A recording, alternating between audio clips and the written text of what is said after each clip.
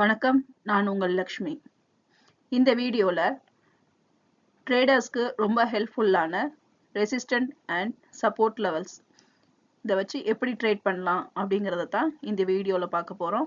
மேலும் மார்க்கெட்டுடைய நகர்வு குறித்தும் அனலைஸ் பண்ண போறோம். வீடியோக்குள்ள போறதுக்கு முன்னாடி மறக்காம லைக் பண்ணுங்க, ஷேர் பண்ணுங்க, சப்ஸ்கிரைப் பண்ணுங்க. வாங்க வீடியோக்குள்ள போகலாம்.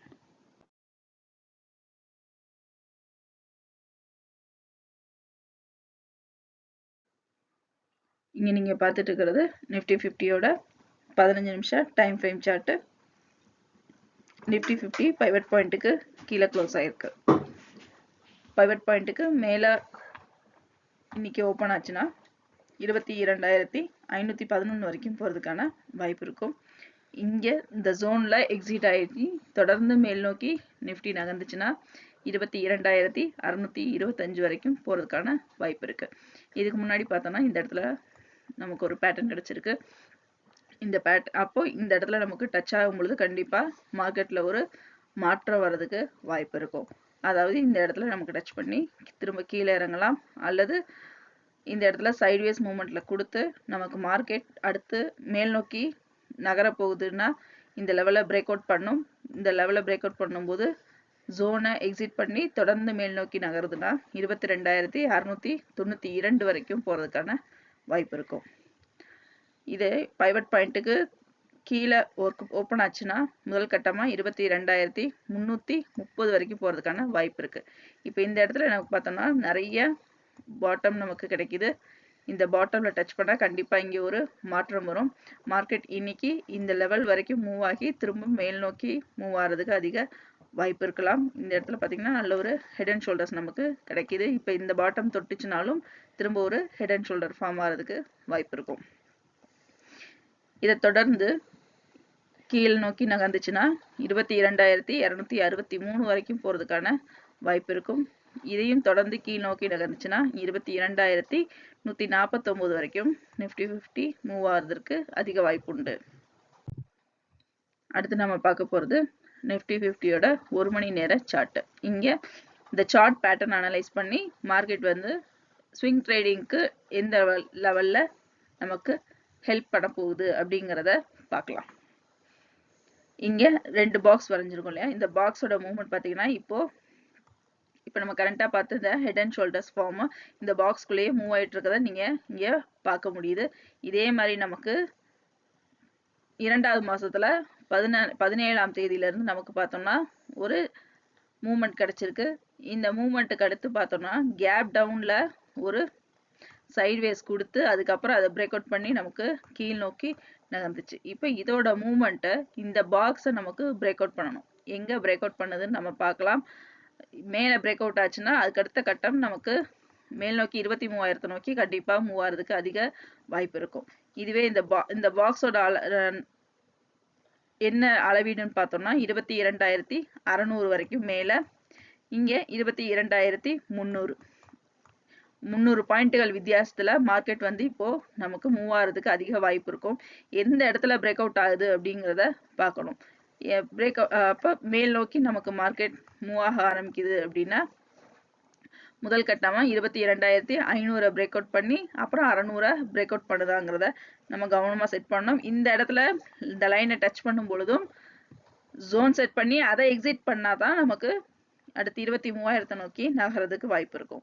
இதுவே கீழ் நோக்கி நகருதுன்னா 22,300லேருந்து 250 வரைக்கும் நம்ம ஒரு ஜோன் செட் பண்ணிக்கிட்டோம்னா இந்த பாட்டமை நமக்கு பிரேக் அவுட் பண்ணும். இந்த பாட்டமை பிரேக் அவுட் பண்ணிச்சுன்னா அடுத்து நமக்கு இங்கே வர வரைக்கும் நிஃப்டி 50 தொடர்ந்து நகர்றதுக்கு அதிக வாய்ப்பு இருக்கும். அடுத்து ஒன் டே சார்ட்ல பார்த்தோம் அப்படின்னா இந்த வெட்ஜ் லெவல்ல மிடில் மேலே தான் நிஃப்டி 50 க்ளோஸ் ஆயிருக்கு. நீங்க பாக்குறீங்க இந்த மிடில் க்ளோஸ் ஆயிருக்கு. இந்த லைன் என்ன டச் பண்ணல. இந்த லைனை டச் பண்ணுச்சுன்னா நமக்கு ஒரு மாற்றம் வரலாம். இன்னும் அந்த லைனை டச் பண்ணல. இந்த லைனை டச் பண்றதுக்கு முதல் சப்போர்ட் லெவல் வரைக்கும் ரீச் ஆகணும். இப்போ அதுக்கு அடுத்த மூமெண்ட் நமக்கு இந்த க்ளோசிங் பாயிண்ட் மிடிலுக்கு வெஜ்ஜுக்கு கீழே க்ளோஸ் ஆகுதா அல்லது மேலே க்ளோஸ் ஆகுதான்னு நம்ம பார்க்கலாம். இப்போ இதை தொடர்ந்து இந்த மாதிரி இருந்ததுன்னா நமக்கு ஹெட் அண்ட் ஷோல்டர்ஸ் ஃபார்ம்ல தான் மார்க்கெட் வந்து மூவ் ஆகும். இந்த லெவலில் பிரேக் அவுட் பண்ணி அடுத்த கட்டம் ஹை லெவலில் பிரேக் அவுட் பண்ணணும். இப்போ 12ஆம் தேதி 13ஆம் தேதிக்குரிய ஹை லெவல்ல பிரேக் அவுட் பண்ணி அந்த ஹை லெவல்ல தாண்டிச்சு அப்படின்னா நமக்கு மேல் நோக்கி போறதுக்கு அதிக வாய்ப்பு இருக்கும். அதே மாதிரி இந்த ஹை லெவல் தொடர்ந்து கீழே நோக்கி நமக்கு அடுத்து க்ளோஸ் ஆகுது அப்படின்னா நமக்கு கீழ் நோக்கி நகர்றதுக்கு அதிக வாய்ப்பு இருக்கும். மேலும் இந்த support and resistant level swing ட்ரேடிங்க்கு செக் பண்ணிக்கோங்க. அடுத்து நீங்க பார்க்கறது பேங்க் நிஃப்டியோட 15 நிமிஷம் டைம் ஃப்ரேம் சார்ட். இதுல பேங்க் நிஃப்டியும் பைவட் பாயிண்ட்டுக்கு கீழே தான் க்ளோஸ் ஆயிருக்கு. அப்போ நமக்கு பேங்க் நிஃப்டிக்கு பைவட் பாயிண்ட்டுக்கு மேல ஓப்பன் ஆச்சு அப்படின்னா 48,272 வரைக்கும் போறதுக்கான வாய்ப்பு இருக்கும். அப்ப இப்ப இந்த இடத்துல நமக்கு இங்கேயே நமக்கு இந்த ஜோனுக்கு பாத்தீங்கன்னா லெவல் கிடைச்சிருக்கும். இந்த ஜோனை எக்ஸிட் பண்ணுதான்னு பார்க்கணும். இந்த ஜோனை எக்ஸிட் பண்ணுச்சுன்னா அடுத்த கட்டம் 48,485 வரைக்கும் போறதுக்கான வாய்ப்பு இருக்கு.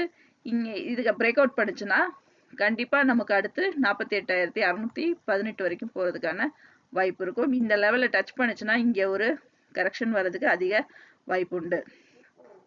இதுவே பைவட் பாயிண்ட்டுக்கு கீழே மார்க்கெட் வந்து ஓப்பன் ஆச்சுன்னா 47,926 வரைக்கும் போறதுக்கான வாய்ப்பு இருக்கு. இந்த லெவலை ரீச் பண்ணி பிரேக் அவுட் பண்ணி தொடர்ந்து கீழ் நோக்கி இறங்குச்சுன்னா கண்டிப்பா 47,793ங்கிற லெவலை அடையும். இந்த இடம் வந்துச்சுன்னா நமக்கு தெரியும் ஆல்ரெடி நிறைய பாட்டம் இந்த இடத்துல தான் நமக்கு டச் ஆயிருக்கு. அப்ப இந்த 793 திரும்பவும் பிரேக் அவுட் பண்ணுச்சுன்னா அடுத்த கட்டம் 47,580 வரைக்கும் நிஃப்டி 50 மணிக்கும் பேங்க் நிஃப்டி மூவ் ஆகுறதுக்கு அதிக வாய்ப்பு இருக்கு. இந்த இடத்த டச் பண்ணா கண்டிப்பா நமக்கு இந்த இடத்த சைட்வேஸோ அல்லது கரெக்ஷனோ வர்றதுக்கு அதிக வாய்ப்பு உண்டு. இங்க நம்ம பார்த்துட்டு இருக்கிறது 1 hour சார்ட்.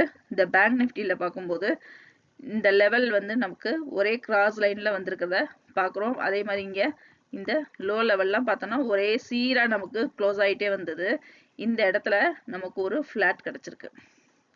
கிராஸா போகாம இங்க ஒரு ஃபிளாட்டா கிடைச்சு என்ன ஆயிருக்கு அப்படின்னா நமக்கு ஆனா ஹை லெவலை பார்க்கும் பொழுது அதே ஸ்லோப் வந்து கண்டினியூ ஆகுது.